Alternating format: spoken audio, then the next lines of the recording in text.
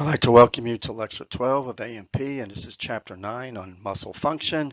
And this is going to be one of the more difficult things to cover, but once you get an understanding of muscle function, it does help later on to understand the coverage on nervous system and eventually also on the cardiovascular system when you get to that. So when we look at muscle, remember earlier we learned about the different types of muscle tissue. We learned about smooth muscle, cardiac muscle, and skeletal muscle. And what we explain today about skeletal muscle in particular, we're going to focus in, will help also explain how cardiac and smooth muscle operate to do their jobs in the body. So what we're looking at is how does this tissue create a muscle contraction that provides movement or support for the body. So just to review again, what we learned in histology about the muscle tissue. When we look at the three types of muscle tissue, again, we have skeletal muscle, which is what we're going to focus on in this module. Skeletal muscle is attached to bones. What's very important, it's striated. And we're going to see this of how we explain skeletal muscle, also explains cardiac muscle. It is what we call voluntary. That means muscle does have the ability to be under conscious control, but as we learned a little earlier, is that some muscles work together in kind of like an unconscious way. But most of the signals from muscles come from a conscious region of the brain called a motor section. Skeletal muscle is very powerful, has very directional movement, and again is a primary topic. Cardiac muscle is found only in the heart. Like skeletal muscle, it is striated. So what we'll explain about skeletal muscle is true for cardiac muscle, except that it is involuntary, which means the part of the brain that controls it is deeper and more does not rely on conscious, thinking. It also has, we're going to see, its own intrinsic beat a little later on, and when you take the second semester of A&P. But that doesn't mean we can't do voluntary control, because people can consciously try to control cardiac muscle to speed it up or slow it down. So there is some voluntary control over it, but not for the daily tasks, because mostly we're going to see that cardiac muscle works in sync with the circulatory system and also with the respiratory system. Smooth muscle is a very weak muscle. It is not striated, but it still contains some of the protein configuration that causes contraction. It's just not going to be a uniform contraction. We'll see a little later. And it's usually found in internal organs within the digestive system, respiratory system, blood vessels, and urinary system. So again, to kind of review what we see here by appearance is you have your striated skeletal muscle. Again, remember its structure. It's made out of multiple cells that fuse together into one. Very big, very powerful. We saw a little about muscle cell structure. So this is actually what each individual one is, a muscle fiber. Remember, we're going to call these muscle fibers. Here's your cardiac muscle. Again, the striations. Note the intercalated disc, and these have a very directional contraction, very much like skeletal muscle, but the way it's laid down can cause it to have different degrees of contraction, where instead of having a one-way contraction, just a shrinkage, we can actually do circular type contractions or, a wrapping around type contraction. Smooth muscle, the contraction is basically in many directions, and mostly what these cells do is they go from the spindle form to an irregular form. So let us now look at the special characteristics of muscle tissue before we fully understand what causes muscle contraction. So muscles have the characteristics of being of excitability, which you see is very true of also nerve cells, except what they're unique about them is that they're contractile, which means that they have the ability to shorten or change shape, and particularly to shorten in a way that they can create movement for the body. They're also extensible. That means they have the ability to be stretched. And this is going to be very important because muscles don't have a way of naturally stretching out. That means once they contract, something called an antagonist has to pull them apart and stretch them back out. And the antagonist can be either an antagonistic muscle that pulls it open or something that produces what's called recoil. That means like the rib cage pulling these muscles back to their normal position, or gravity pulling them back to their resting position. And then they also have the ability to be somewhat elastic. That means they can recoil a little to a resting length, which means they basically return to normal. So what are some muscle cell functions? Of course, movement of bones, maintaining posture and body position, and we'll look a little about this, stabilizing joints, and this is all part of, again, posture and what we call tone, and very important for heat generation, because you notice this particularly when you start shivering. This is a way to produce heat for the body.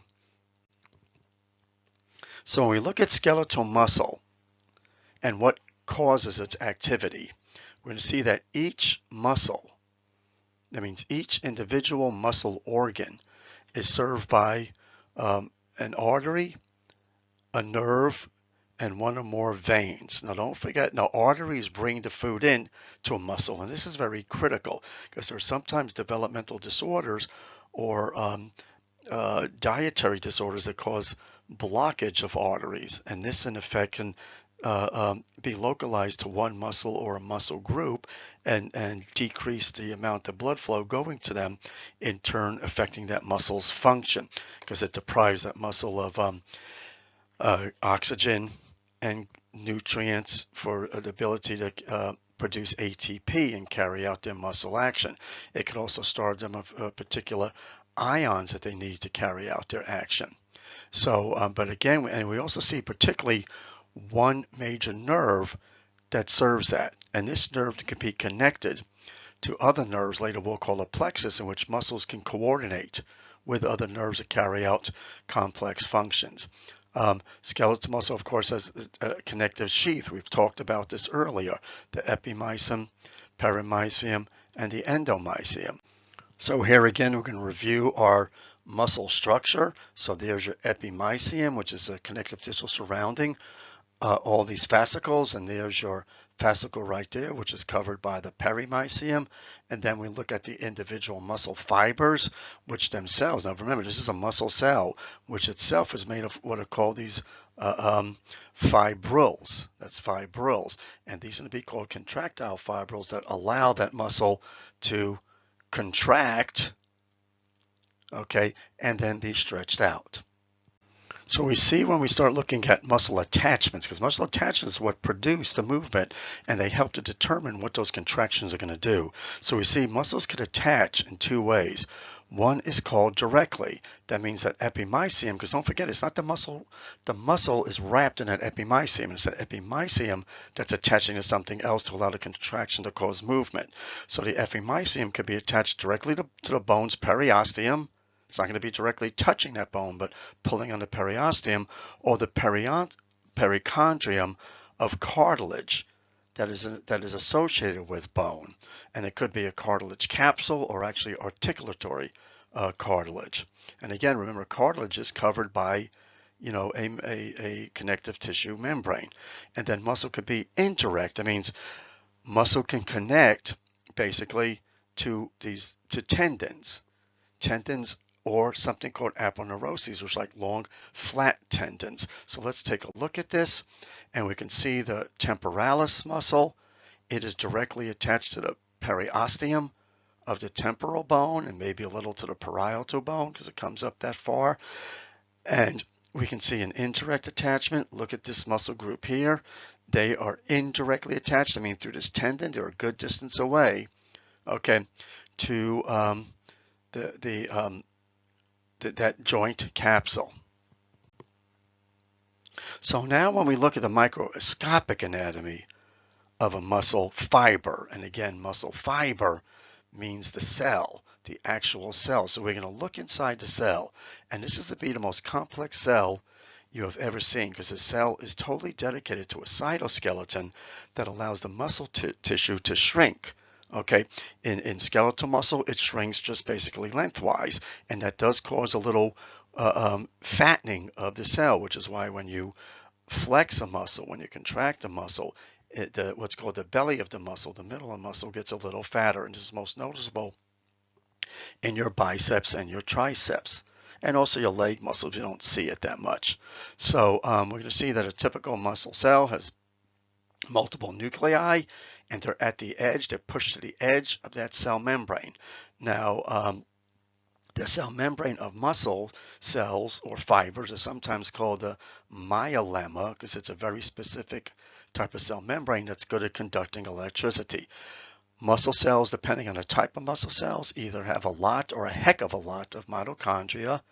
Okay, muscle cells also contain special structures called glycosomes, and they store a carbohydrate, actually a polysaccharide called glycogen, and this becomes important for them because glycogen can be directly converted into glucose. So muscles are a great storage place for glycogen aside from the liver. So usually what muscles do is they hang on to their own glycogen and don't give it up quickly.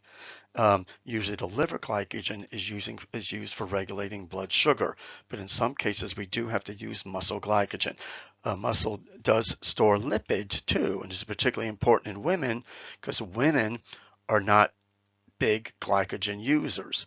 They use predominantly lipids as a source of energy, particularly when doing heavy exertion related to muscle activity. Muscle also contains a special protein called myoglobin. It looks like hemoglobin. It's a red protein that literally stores oxygen. It keeps a reserve of oxygen, and some muscle cells are better at doing that than others. If you can't store oxygen, you better be good at becoming anaerobic, which uses a lot more calories. And again, inside the muscle cell, we're going to pay attention to these things called the myofibrils, which make up the bulk of the interior of the muscle cell, something called the Sarcoplasmic Reticulum, which is related to the endoplasmic reticulum, and we're not going to pay too much attention to the T-tubules because they're really a communication system for the Sarcoplasmic Reticulum to the myofibrils. So what are myofibrils? What they are is they are proteins that form bands inside the muscle fiber. So we're looking at here is an actual muscle cell. This is the myolemma, or also we can call that the sarcolemma. Your book uses the terms sarcolemma. That means this is an actual cell membrane covering that's lipid and protein, lots of transport proteins. And remember, around that will be the endomysium, which provides a fluid protected environment that stores ions like calcium, sodium, potassium that those muscle cells are going to need. It also maintains an electrical balance within that because right next to this is going to be another endomysium with another muscle fiber that are all independent of each other as far as the fluid goes. If this fluid gets ruptured, things could leak between the muscle cells, and one muscle cell, if it's contracting, can accidentally cause nearby muscle cells to contract, which is not always a good thing. And this is very typical when someone gets trauma to a muscle, like a gunshot, a stab, an accidental puncture of some type into muscle. So look inside the muscle cell. This is your cytoplasm here, and they're made up of these proteins called myofibrils, very complex arrangement of proteins. And these myofibrils do is when there's an electrical potential, okay, these little guys can shrink. They basically pull in. So that means these areas shrink. Those little lines right there to cause that muscle contract and get shorter. So this is the important part of understanding how a muscle cell does its job. This is a close-up now of the myofibrils, and this is what's called your sarcoplasmic reticulum. It is an area that stores calcium. It gets calcium from the blood and from the body tissues and then stores it, and it keeps it around for the particular purpose of allowing muscle contractions. And the calcium basically stays in here because if it was stuck in these fibrils, it would cause a continuous contraction. So we're going to see that calcium moves in and out of the sarcoplasmic reticula into the muscle fibrils. And they're going to use these little things called the T-tubules and other stuff to allow their movement. Now, the smallest unit of what's called a muscle fibril is called a sarcomere, just like muscle tissue has a unit called the osteon. Muscle cells, the fiber, has a particular unit called a sarcomere, and that means it's basically a certain length of fibril that can contract and become smaller, but of course increase in width. And then this can be pulled back to its original shape. And let's not worry so much about the Z disc and all of that now. We're going to see this a little later. Some other features of the sarcomere, we're going to see something called bands. These are the bands that you actually see in this in striated muscle. So we're going to see things called Z discs, H zones, M lines. Don't worry about this for now until we see a picture. So now let us look at the sarcomere unit. And a sarcomere is defined as something that basically kind of runs from what we call the Z disc, and over here it's called the I band, don't worry about that, to a Z disc. Because what happens, these little things are proteins that basically that we're going to see get drawn into each other. So when a muscle contracts, we're going to see that these things move closer together. They're going to move towards each other based on how this protein and the protein that makes us up come together. So don't worry so much about all these little things. We're going to mostly be concerned about the sarcomere unit being what's called basically the made up of the M line, which is this protein right here that holds in place. We're going to see something called a thick filament. And we're going to see what a thick filament is made of. It's going to be made of a protein called myosin.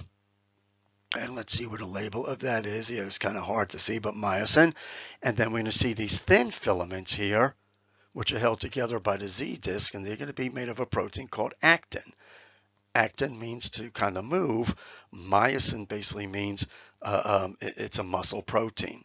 So we're going to look at the sarcomere. Dozens of them, thousands of them make up a small stretch of muscle. So the muscle cell is just lots of these sarcomere units that can decrease in width, okay, basically I should say in length, from Z disc to Z disc and cause this whole muscle cell to contract, and then tens of thousands of them can cause the whole muscle to contract. So the way contraction occurs is what's called the sliding filament model. And what this basically means is you have these rope-like proteins. Imagine having rope just interlocking with each other. Or think about taking two hair combs, and interlocking them. Or taking your fingers, your two hands, and basically interlock your fingers with each other, which you looking at the palms of your hands in front of your face, and you move your fingers back and forth to increase the distance of the fingers or decrease the distance of the hands. You know, you overlap the fingers more. This is what the sliding filament model is like.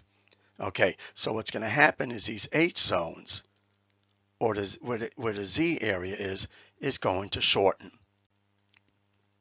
So let us first look at what a fully relaxed muscle looks like, and don't worry about these images so much, okay? Because you know, this is very confusing stuff. Don't worry about the microscopy, as right now the picture's right here.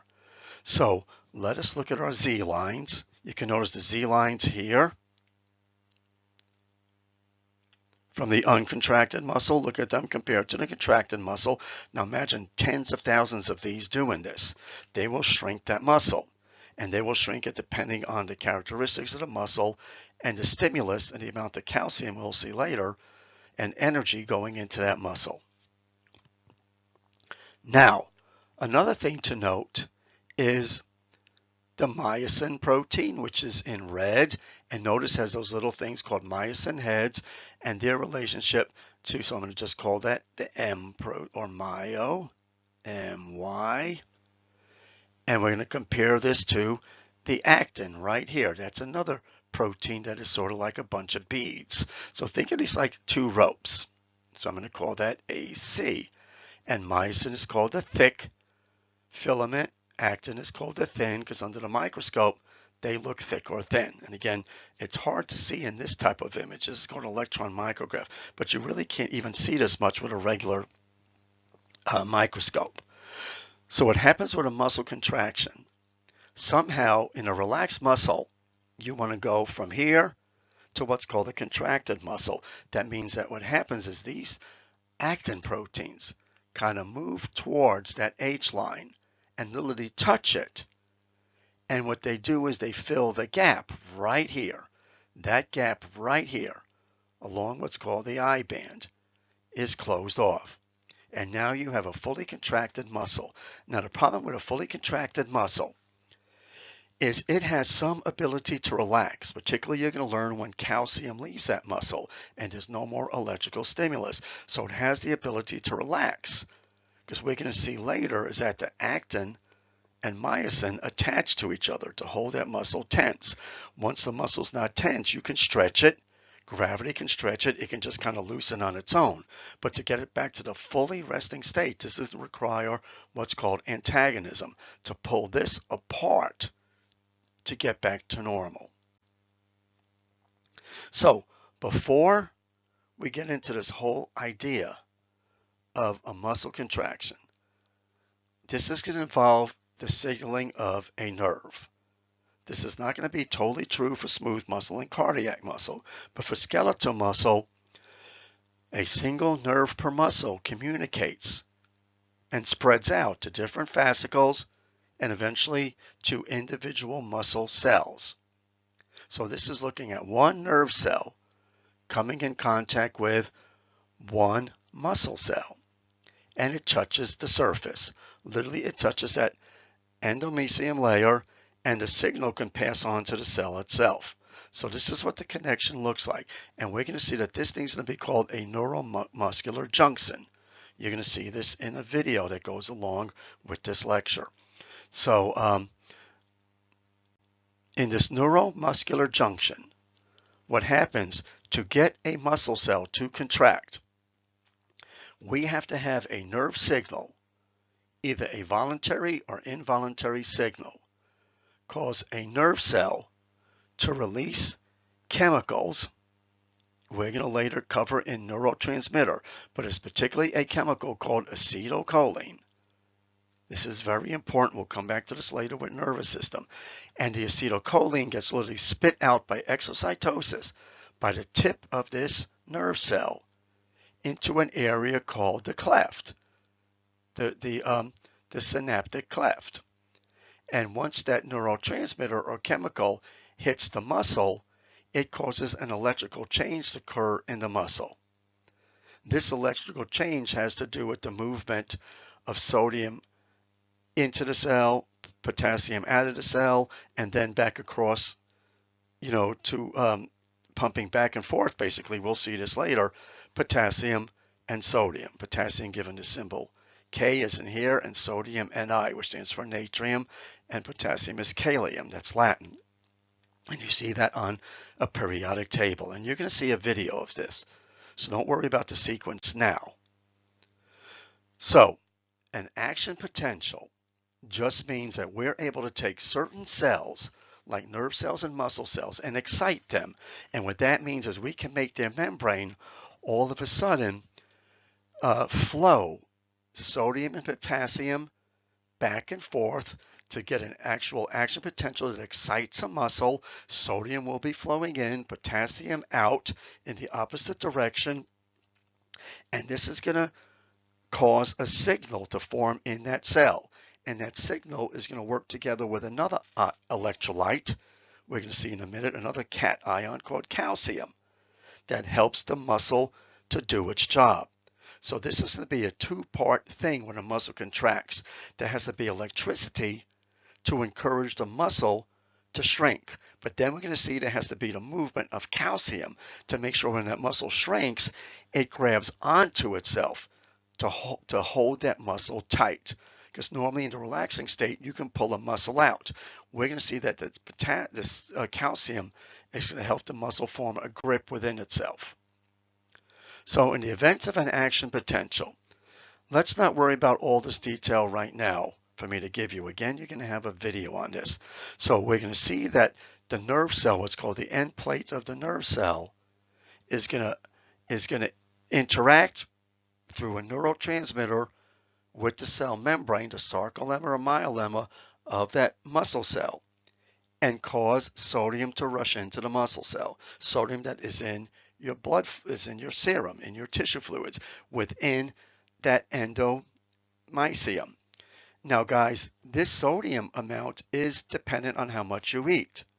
So what we've learned about muscle and nerve is that if you have too much sodium in your blood, that means too much in your diet, it passes along to the tissues because we really have no place to store sodium. And if too much gets into your tissues and into your muscle, it could actually make muscles contract without even a signal.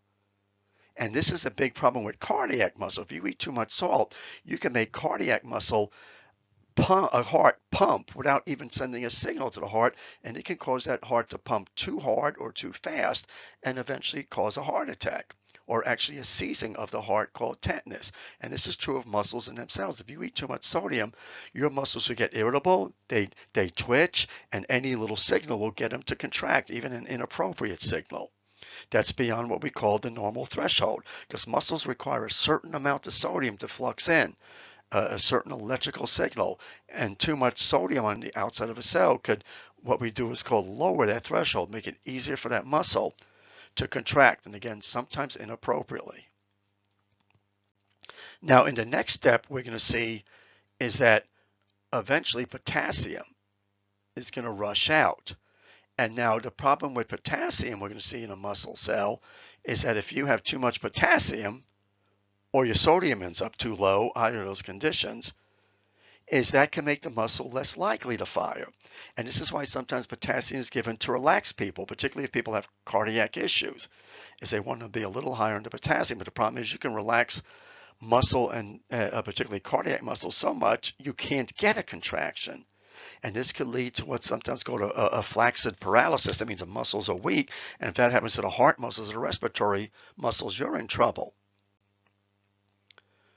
So during a muscle contraction is we're going to have this phase called repolarization. We're going to look at this. You're going to see this with nerve cells too, where sodium has gone in. We're going to see this disrupts the electrical charge of the cell. Potassium now is going to rush out, and this is going to so-called repair the electrical charge. We call this repolarization, and that's going to allow the setup of another thing. This basically produces an electrical current that makes them. So before we even look at what causes these sarcomeres to shorten, to shrink, is we got to look at the signal that does this. So here, a nerve getting a signal from the brain, the spinal cord, peripheral nerves, whatever, sends an electrical charge down this nerve cell, and that nerve cell takes these little things called vacuoles and literally by exocytosis spits this chemical called a neurotransmitter, in this case acetylcholine, onto the surface of your muscle cell. So this is your muscle cell. That's the myelema or the sarcolemma, that cell membrane. So what happens is that this neurotransmitter takes this little protein here and it literally forces sodium to rush in, potassium to rush out at the same time. And what this does, it creates electricity. That electricity in turn makes this membrane unstable. And we're going to see is that instability goes this way and that way in a muscle cell. And it does what it calls is propagates a charge. So it's like you're inducing electricity, and that electricity is traveling down the cell. Now we're going to see it encounters what are called channels. And what these channels do is they allow sodium to go in one direction or the other, in and out of the cell. And we have channels that allow potassium to go in and out of the cell. So this whole idea of propagation generation, we're going to see is going to stimulate these things to eventually cause what's called repolarization. So what's going to happen during repolarization is that these things are going to open and close to allow basically potassium to come out, sodium stays in, and then eventually we're going to see that this then goes into another stage that tries to return the cell to normal. So step one, all you need to know is this term called depolarization. It means a nerve cell is producing electric current in a muscle cell, and that electric current is created by sodium rushing into the cell, potassium running out, assuming that the cell is in the perfect osmotic environment. That means there's not too much sodium, not too little sodium in the blood fluids, and not too much potassium or too little potassium in those fluids. So what happens is that starts an electric charge, which then propagates. That means that charge travels here, which is going to start step 2 of this. And again, that means a generation of the propagation of that active potential, which then activates these to pass along that potential and eventually lead to stage 3. Once the potential is gone and clear, now something called repolarization. That means getting the cell back to normal, allows sodium to move out of the cell, be large amounts again, and eventually potassium, we're going to see, returns to normal. So again, review these stages, look at the depolarization, the propagation, and what's called repolarization. All you need to know is that this electrical current in a muscle cell is going to, this flow of sodium and potassium first in and out of the cell is going to make these proteins in the cell basically move close to each other. And then we're going to see what eventually happens, okay, at that level that really makes them do this. So here's an overall picture of this. There's your neuron. Okay, what's going to happen is an action potential is going to pass along that cell membrane that way and that way. And what that is eventually going to do is take these sarcomeres, and let's look at the sarcomere right here, is going to take these sarcomeres and eventually cause them each to shrink. Okay, and believe me, what happens is these are going to shrink first on this side and this side, those later, but this takes a split second. That propagation travels down literally at an incredible speed that you don't even notice that the muscle is acting as one unit, even though this is a propagation of electricity running down from where that nerve cell is all the way down the length. So now, what's the next step? Now we have to pay attention to this thing called the Sarcoplasmic Reticulum. It's a storehouse of calcium, and we're going to see that it responds to an action potential. And we're going to see that in effect works, that action potentials are going to also work together with these fibrils. So the whole idea of how a muscle contracts, 2 players have to be there. That action potential, the electricity, okay, and the calcium. So what we're going to see happens here is an action potential is going to cause the release of calcium into these fibrils. What's it going to do is it's going to cause this myosin to basically attach to the actin. And you see that little head there? You can see that this is going to come close and then eventually attach, and then you're going to see a little movement action going on. Now this is what makes a muscle tense or have tone. So when actin binds to the myosin, the muscle now has holding strength. If this head releases and comes loose, the muscle gets pulled out. So when a muscle is working, we're going to see that there's going to be a series of attachment, unattachment to make this ratcheting type movement. That the action potential causes these fibers to kind of move into each other, but overlap each other, but also use the calcium as a way to look at how these 2 bind together. Okay, this is a close-up of the sarcoplasmic reticulum. There's the calcium. The calcium stays here as long as there's no action potential. The minute an action potential comes through, what happens is calcium gets released and it goes into the sarcomere units. So now in step 2, once the calcium is released, we're going to see that it's going to interact with these actin and myosin proteins in a way that the calcium is going to diffuse to these proteins, and we're going to see that when calcium is present, it's going to allow this thing called the head of the myosin. That's called the head. This is all the protein, and look at that little weird shape there. It's going to cause this to bind to one of these little openings there. Now, unfortunately, those openings are covered by something called tropomyosin. Don't worry about that right now. But what we want to do is bind the myosin to the actin. And actin, what's called the myosin binding site, it's covered by something called tropomyosin. Okay, and we're going to see that the calcium interacts with this tropomyosin and this thing called troponin to expose the actin to the myosin head and cause them to attach. And you're going to see this now in this next slide.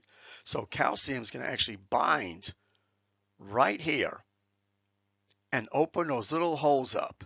And then the next step, you're going to see actin sticks itself to the myosin is going to stick itself to the actin. I'm sorry about that, and form a tight bridge. And this interlocking bridge, we're going to see is going to be responsible for allowing contraction to occur. So this electricity sets up this incredible thing. But you're going to see also, how does this myosin then cause movement? Right now, it's just attached. To review, electrical potential. Electricity comes in, calcium leaves the sarcoplasmic reticulum, gets into the area where the sarcomere is. What happens is the calcium diffuses into the sarcomere. It causes the actin to bind to the myosin, and the myosin is now stuck to that actin, and this muscle now is locked tight. Now, it's not shrunken yet. We're going to see later how this potential helps this to shrink. Now, so we're going to start with some new characters. This is going to be the first step now of the actual contraction. So what we got you to is this whole idea of binding myosin to the actin. That means calcium, as long as calcium's there, calcium is going to keep that actin open, and myosin is basically going to stick right to it. Now, one thing I want you to notice is look at this right here attached to myosin. We didn't show you this before. This is something called ADP and what's called phosphorus, P, phosphorus ion. This is kind of a waste product left over from the previous contraction. Just ignore it right now, because this is going to eventually break off.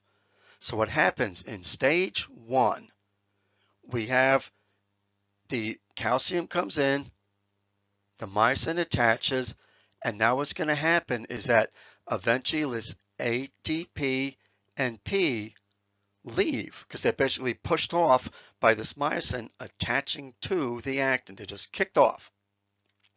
But that still leaves a little space for something else to bind to that myosin instead of the ADP and P. It's going to allow ATP to bind. So once the ADP and P are gone, we're going to see that ATP, sorry about that, is going to latch right onto that myosin head.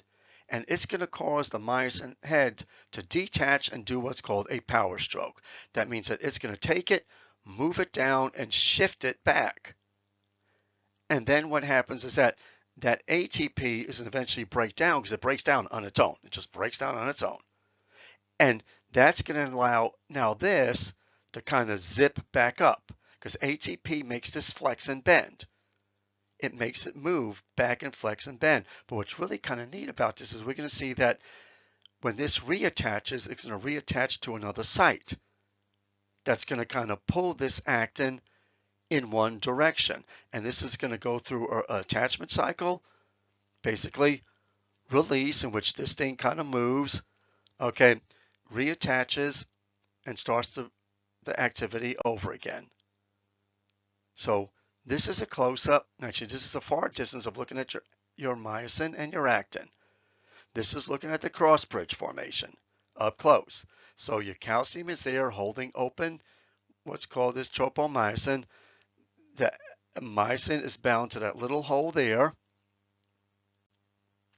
Now comes the real contraction. What happens is ADP and P leave. They're kind of pushed off. What that does is move this myosin. It shifts the myosin. So by this cocking, it's taking this whole thing, look, and moving it in that direction. Now in the next step, ATP comes in, causes him to detach, Now notice he's shifting him back. This thing now has shifted over, so the myosin might have been attached here. And now in the next step, the myosin is going to attach here where it was here before, and this moves down. This is a movable filament. This filament can move in this direction. This can move in this direction. So he's pulling himself this way and pulling that way. And this cycle goes over and over and over again to the cycle of basically attachment, shifting over. He moves that way. Look at that swivel. Detachment, ATP, helps to cause that. ATP naturally breaks down. We call that hydrolysis. This now comes back down. This has already been moved over. He's moved over. He reattaches to a new site from where his old site was there. And this keeps going down so the actin fibers keep moving this way. The myosin fibers moving this way. And that pushes these close together. There's more of an overlap between the actin basically moving this way or that way, the myosin moving out and closing the gap. Now I know this is a lot of material, but you're going to see a video that's going to help reiterate this, and I would suggest watching the video because it is animated to show this. In smooth muscle, a contraction is kind of a mess. What happens is the contraction occurs in all these little basically units here called dense bodies. It's a cytoskeleton. So with a smooth muscle cell, the smooth muscle cell starts as a spindle, and it can end up contracting to something that looks like this or something that looks like this. So it's going to be a contraction that can cause swelling, shrinkage in this direction or in this direction. But it's a very smooth, rhythmic. There's no particular direction to the myofibrils. So what you see in a smooth muscle cell, if you can see the striations, some striations will go this way, some that way, and they cause this blob of a type of movement, which is different than cardiac muscle.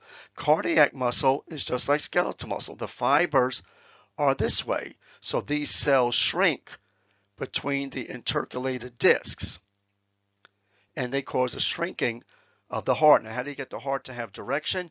It's how you weave these muscle cells to cause contraction this way. At the same time, another layer of cardiac muscles can cause contraction that way, and another layer cause contraction this way to make a beautiful rhythmic contraction of the heart. So that's the sarcomere story. And again, please look at the YouTube video that explains this. Look at the Neuromuscular Junction video, look at the Sarcomere video, because this is difficult stuff. But if you could understand a lot of this, it helps you to better understand why the nervous system does what it does. So now, when a muscle cell contracts, it is called a twitch. A twitch is basically what we call an excitation contraction. Now, a twitch has to have a period of contraction, okay, and a period of relaxation.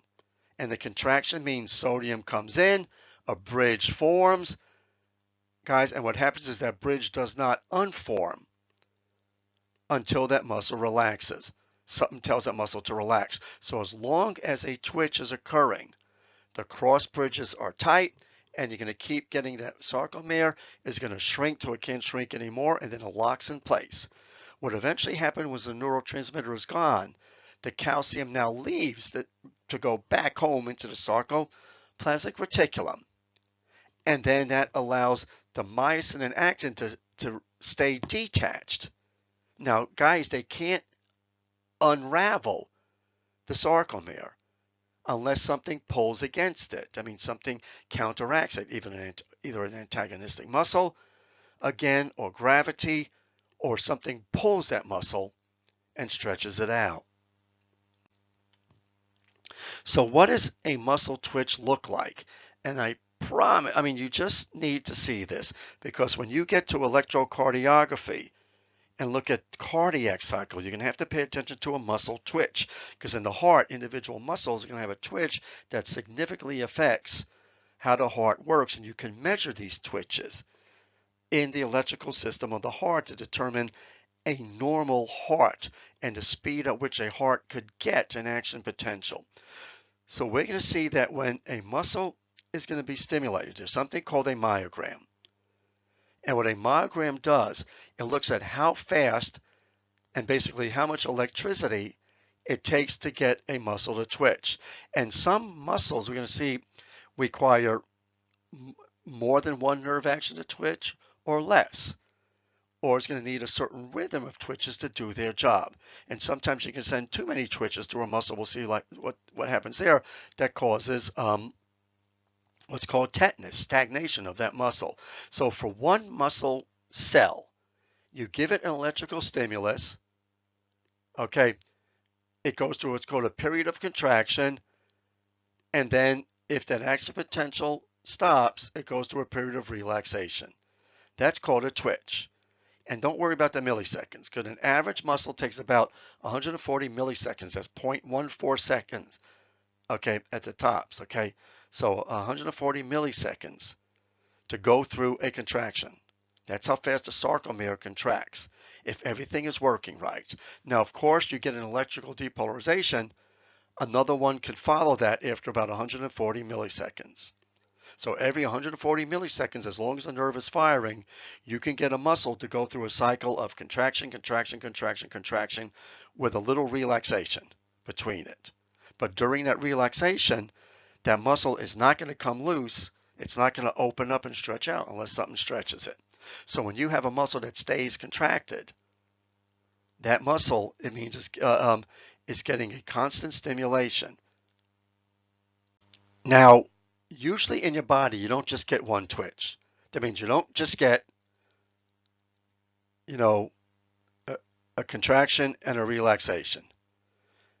Usually what happens is you're getting serial signals to a muscle cell, repetitive signals that keep coming and coming and coming.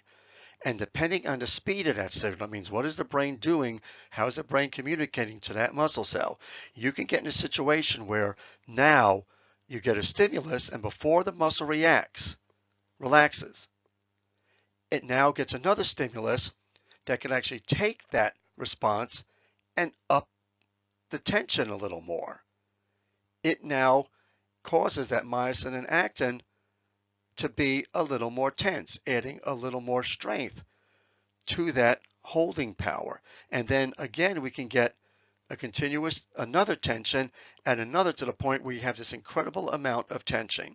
So one twitch can give you enough tension to, let's say, make something light, and you hold it and let go. With continuous action potentials coming in and preventing this muscle from relaxing, you can hold something for a long period of time and hold something that is heavier. And this is called summation. Summation means we get more actin and myosin involved, more connection time going on, and this can make a muscle strong.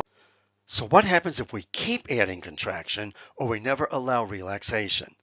So there's a condition called tetany, or the tetanus response. Now guys, don't confuse that with the disease tetanus, because the disease tetanus is really almost a similar situation, except a toxin produced by a creature called botulinum tetany, okay, releases a toxin that prevents the muscle basically from relaxing, and it causes this continuous painful tension that never lets the muscle relax at all. And imagine all your body muscles totally tense. Your stronger muscles are pulling against the weaker muscles, and your body ends up in what's called this incredible tight paralysis, this active paralysis that the muscle cannot release, and eventually you can't control yourself, and particularly the respiratory muscles cannot breathe in and out, and the person ends up suffocating, or just in the minimum just contorted and twisted. So what happens if you keep getting muscle stimulation? Instead of getting that jagged line that goes up, you reach what's called a saturation point, in which the muscle just locks up, can't do anything anymore until something allows relaxation. and we sometimes call this a fused curve. So what is a muscle contraction? What is the sarcomere shrinking due to a muscle? Muscles don't always move in the direction you expect, and sometimes don't always move when a contraction is occurring. Now, the best way to think about these contractions is, let's make believe you're lifting an object, because these contractions don't work in isolation. Usually a muscle contraction occurs when they're responding to work, whether that work is lifting something or walking up a steps, because don't forget the load could be you just lifting your leg. You don't have to be lifting anything except a body part, or moving a jaw while chewing. So when a muscle is about to do something, that means do work, move a bone. Okay, we have two types of muscle contractions. One is called isometric contraction. Now look here. The muscle is doing work, but it is not shortening. What happens is, this is when you grab something, okay, and you're now holding something heavy in place, but your muscle is not shrinking, not expanding. You're holding it steady. So if you take, let's say, a 20-pound weight, reach out your arms, and I put that weight in your arms, you have your arms stretched out, and you're holding that weight steady, you're looking at isometric. And this is really kind of funny. This became a big exercise craze where people stand in a doorway and push on, they go into the doorway, push on the sides of the doorway and push with all their might without moving their muscles. This is, yes, one form of activity if you don't want to move. But it has, it works, we see, on endurance a lot, not so much on moving things. This is a different type of activity. And sometimes this is, associated with people that have a lot of endurance. They can work with these isometric types of motions. So isometric means I'm holding something steady. The movement does not exceed the load or go below the load. It's right at the load of work that you're doing. Now, isotonic contraction means that the muscle is shortening. Okay, but it can shorten to cause two types of movement. What's called concentric, which means the muscle is moving the load towards the body, or eccentric when you're moving the load away from the body.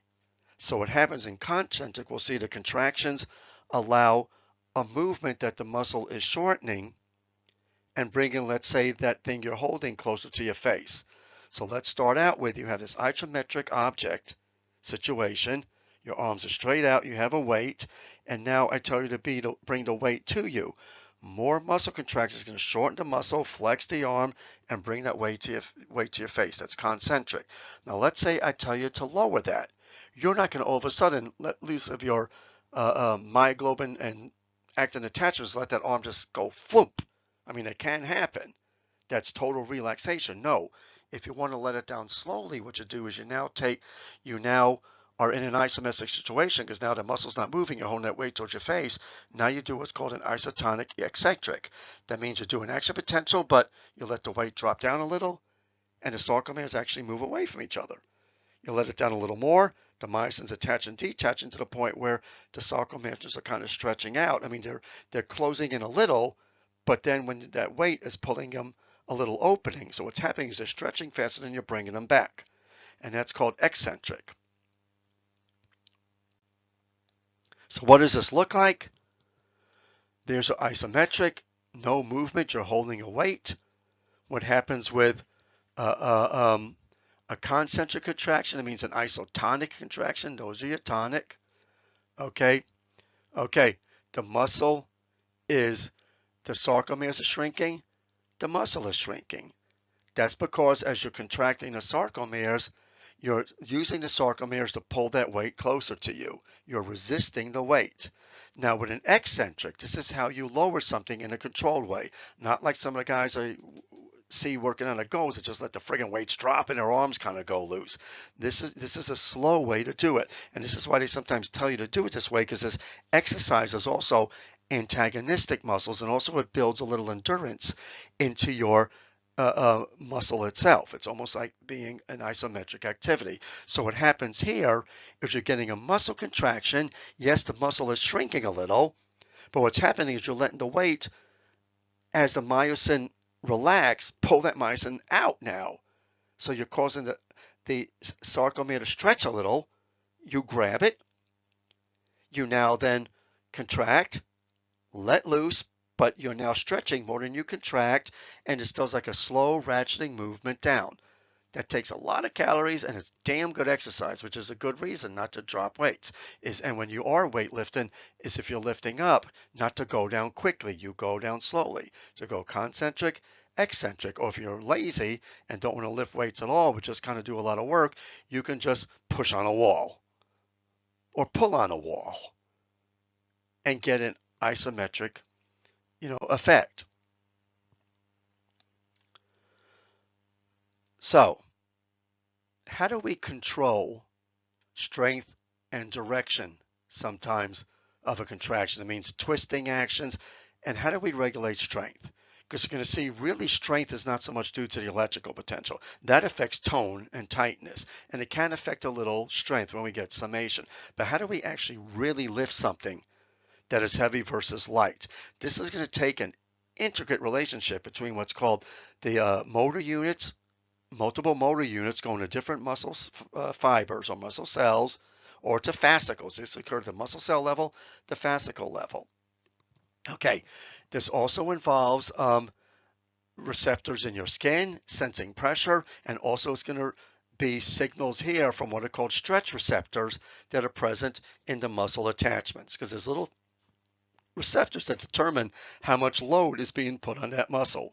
A lot of signals going on, including your brain and your eyes looking at and measuring up, kind of like what an object's all about. So don't worry about this picture yet, except let's now make believe, how am I going to add strength to a contraction?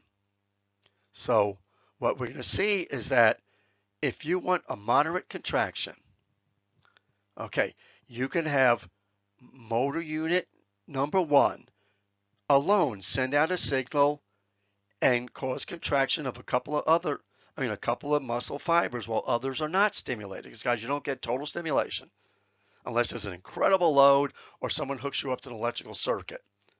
Because guys, electricity will short circuit the system. And this is what happens when you electrocute yourself.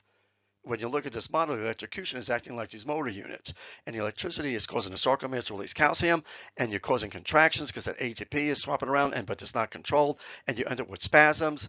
You also could get isotonic, tetanic, depending on how much electricity is going through you, and in some cases, this can cause just a total lock, spasms that lock the heart up too, and getting a tetany that locks down your heart and can even affect smooth muscle. So people can end up pooping in their pants, peeing, vomiting, whatever. So how do we get strength? Is we cause an electrical potential in a couple of fibers, but not excite others. That's why we have this endomysium. So this muscle can get excited and that electrical potential will not affect a nearby muscle cell. So what if I want to add more strength? I can do what we call, I could recruit more units. That means I can recruit other fibers in that fascicle, or I could recruit cells in another fascicle, depending on what I want to do. So that means instead of firing one nerve, I fire 2, and we get now these 4 shrinking instead of 2. I want to add more strength. I use another nerve cell that's coming out. Because guys, a nerve contains thousands and thousands and thousands of nerve cells that go to one muscle unit. So that means every muscle fiber has a nerve cell packed inside a nerve. And you're going to look at nerve anatomy a little later. Muscle metabolism. So, what runs this whole show? 2 things are important. The major thing is to get a hold of ATP. Without ATP, you cannot get that recoil of the myoglobin. That means the myoglobin head cannot basically move. That means swivel and shift that fibril. The actin fibril and the myosin fibril can't shift them, move them to create movement. Whether it's concentric, eccentric movement, okay, it can't do that. So that ATP is needed, plus that ATP is also needed to help with the reattachment of the myosin. Okay, along with the calcium. I'm just going to assume calcium's okay, because calcium in the diet we can see can be a problem in a minute. So what happens is we need ATP. The more contractions and the more muscle cells involved in a muscle action requires more ATP. So if I'm lifting light weights or running the beginning of a marathon or running very slowly, I'm recruiting very few muscle cells and sending out very few muscle signals.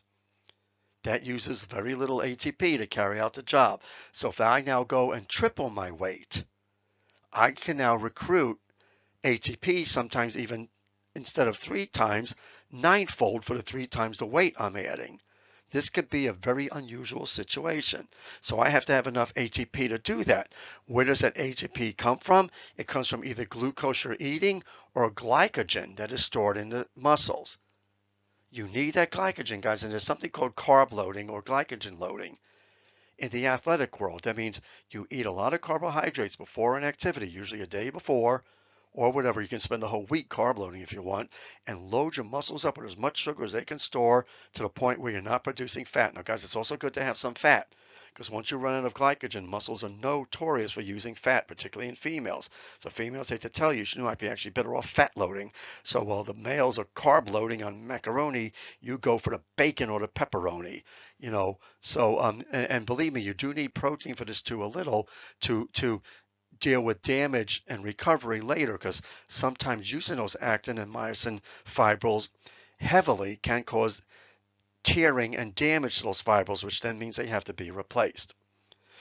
So ATP usage is critical. Without ATP, remember, the actin and the myosin cannot create a contraction. So what is necessary for ATP? Not only glucose, either in the form of glycogen being there or glucose in itself entering from the blood sugar from your diet, but also you need oxygen. Oxygen has to be there at a certain ratio to the glucose or you get no ATP. Okay, so we're going to see, guys, that the ATP usage is going to be different for short duration, really heavy exercises and prolonged duration exercises. And we're going to see that there are actually separate muscle cells that are born in you to be specialized for short, heavy, fast sprinting exercises or fast lifting, heavy lifting, or what we see is endurance. So there actually is what we call speed and endurance muscle. And these actually vary in your legs and your arms in different muscle groups. They vary genetically. They vary from male to female. And again, you go to a place like 23andMe, and they can look at variations in this muscle's need for oxygen. So the thing we want to avoid when we're exercising is what's called oxygen deficit. Because oxygen, basically, we have to have a certain oxygen reserve stuck to the myoglobin. We have to have a certain reserve because we can't always rely on breathing to bring it in. And this is why you really have to breathe, particularly for very fast-paced activities that require a lot of oxygen. You have to breathe at a rate that you need to make the ATP because you can't always rely on oxygen reserves in the myoglobin. And at higher altitudes, this becomes a problem because the availability of oxygen is less, the diffusion rate is less, which means you have less oxygen per minute to get in your body. And this is why your muscles can fatigue and you sometimes can't get the endurance because you can't engage enough muscle cells with the oxygen that's available. And you quickly become anaerobic, which can be a problem because the muscles that can work anaerobically will end up using tons of glycogen to do that, at least 10 times as much faster than if you had oxygen available. And eventually you run out. So we need that oxygen to build ATP. Okay, and to build up what are called creatine phosphate reserves. Creatine phosphate is actually a real way of storing ATP. You can't really store ATP. It's short term, but we can use it in a form called creatine phosphate, which is a longer term storage. Don't confuse that with creatinine. Guys, when there's an oxygen deficit, what could happen is that the muscle now goes into anaerobic respiration, and again, it's using much more energy now to get glucose, because anaerobic respiration produces about 1/10 to 1/20th of the ATP you get from anaerobic respiration. So we're burning a lot of calories. And this is sometimes what they call it the fat burning limit, whereas your oxygen is not getting, you're going anaerobic, you're not getting enough oxygen to particularly work those endurance muscles. And man, you're going to be burning through calories like crazy. Unfortunately, not enough sometimes to really like gain, lose 20 pounds in a minute, but I mean, enough that you'll be burning fat and running into other problems. So usually what happens when you go anaerobic, your muscles produce lactic acid. Because remember we talked about pyruvic acid buildup? That will shut down muscle tissue, shut down mitochondria. We produce lactic acid. Okay. And what that lactic acid does, we know, is that can actually cause the relaxation of muscle. It can actually inhibit muscle activity.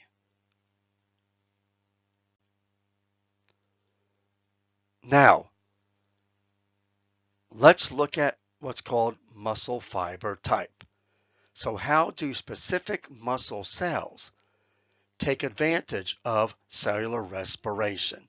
So we're going to have what are called slow oxidative fibers, fast oxidative fibers, and fast what are called glycolytic fibers. Notice oxidation, that means Krebs cycle, aerobic respiration. Notice glycolytic, that means anaerobic respiration. We're going to see how these different metabolisms create different effects that cause us to be either moderate type of exercises, people that are more specialized for fast activities that are short and quick, or those that are good for endurance. So, with slow oxidative fibers, okay, and I want to start kind of like at the bottom, because these are sometimes called red fibers, because under the microscope, without stain, they look red. These fibers are usually small in diameter, and this is important because the thickness of a muscle fiber determines its strength. Small muscle fibers have less pull, just like a small string. A thick fiber has more pull. So muscle cells can vary in their thickness. Why these fibers thin? Don't worry about it, because we could always take more of them and add them together to come up with the equivalent of a big. These have many mitochondria, which means they're going to be using oxygen. That means slow oxidative fibers rely on oxygen and mitochondria to carry out that muscle contraction. And we're going to see they have an incredible blood supply. They need a lot of capillaries, a lot of oxygen, a lot of nutrients coming into that muscle. This is the muscle type that does not do well with a lack of oxygen. Okay, we're going to see that they're going to be involved particularly in endurance activities. Okay, like running a marathon, but we're not talking at full steam. We're talking about, a reasonable pace. Okay, these are also involved in posture. So slow oxidative fibers, they need a fair amount of oxygen, okay, to carry them through. And that means when you're doing these type of activities, that even includes posture, and includes these long marathons, you better be breathing. You better pace your breathing. Now, what the slow means up here is the speed of contraction is slow. Okay, this basically just means that it's giving you this sustainable contraction. There's a little strength behind the contraction and a prolonged contraction. That means a long time before you receive relaxation. Okay, and and also myoglobin is high in these because they have to store a lot of oxygen. Now, what we sometimes call these are fatigue-resistant muscle. What you find this in chickens is really kind of funny with white meat and dark meat. We're going to see that dark meat in a bird in the legs is red because birds have to be able to stand on their legs and grip with their legs long periods of time.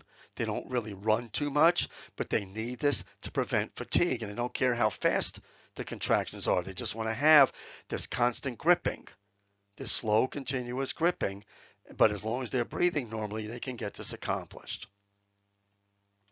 Then we have what's called the fast oxidative fibers. And guys, I'm generalizing this. So some people might complain, wow, you're not 100% accurate, but I'm trying to make you understand this. So now this is kind of an intermediate thing. These are fast contractions, so they allow a quicker movement. Okay, they allow you sometimes to have rapid serial contractions to give you a summation effect. Their color is a lighter red because they have less myoglobin, a little less. I mean, it's still a little high, but they have a little less myoglobin. Okay, their fiber size is intermediate, which means they give kind of an intermediate length. They're still loaded with capillaries, loaded with mitochondria, means they still need a lot of oxygen, very much like with slow oxidative fibers. Okay, but what happens with them is they are moderately fatigue resistant. So we're going to see that they're usually interspersed with slow oxidative and fast glycolytic. So these are kind of dispersed about based on need. And we have various ratios of this to this within fascicles and within whole muscle groups. So let's look at the third type, what are called the fast contraction, glycolytic. So they allow summation, they allow this fast spike of contraction, also allow this summation to occur and sometimes tetany to occur because we can get rapid firing. Okay. What we see with these two, though, is that they rely on anaerobic respiration to do this. Okay. Which means they don't need a lot of oxygen, so their myoglobin is low. They don't have to store a lot of it. Their glycogen levels, though, have to be high. So if you don't have high glycogen levels, you're screwed over. And this is why carb loading works. Certain sports that use these fast glycolytic fibers, this is what you're carb loading for. It doesn't work as well here. Breathing works better here. To hell with carb loading. So what carb loading does is fuel these fast glycolytic fibers that don't have the capacity to really store oxygen. The problem is these are going to be fatigable. That means these are going to burn out quickly. Okay, and we're going to see that these are great for really quick activities, not so much sprinting, because sprinting requires fast but some endurance. And the same is true for fast walking. What you're looking at here are short-term intense, what we call spurt activities. Now, really, a quick sprint will require this to get you started and this to continue to sprint. Now, if you say, I'm not going to sprint anymore and just continue slowly in a marathon, now you're using these. To get to that marathon level, you're using these to get there. So what this activity does is these are for like it says here, hitting a baseball, throwing a basketball, quickly lifting a weight, powerful movements. Again, you don't have to breathe for these movements. And this is why I know when I'm weightlifting, I'm not worrying about breathing at that point because the oxygen is not going to help anyway. It might help some of my postural muscles over here so I have decent form, which I don't give a damn about form, to be honest, but I do want to give a damn about my core. If I can't handle that weight, I don't want to lose it. So this is more for short bursts of activity. Under the microscope, this is called white meat, or it's lighter and pale in color because there's still myoglobin, but not a lot. Not enough to cause a bright red or pink color. These fibers are usually large. They have a lot of strength, but you don't have many mitochondria or blood flow because it's not necessary. So these muscles don't really need a blood flow. And what happens when people have cardiovascular disorders, these are the last muscles to suffer. And that's kind of cool. So these are the three types of muscle fibers.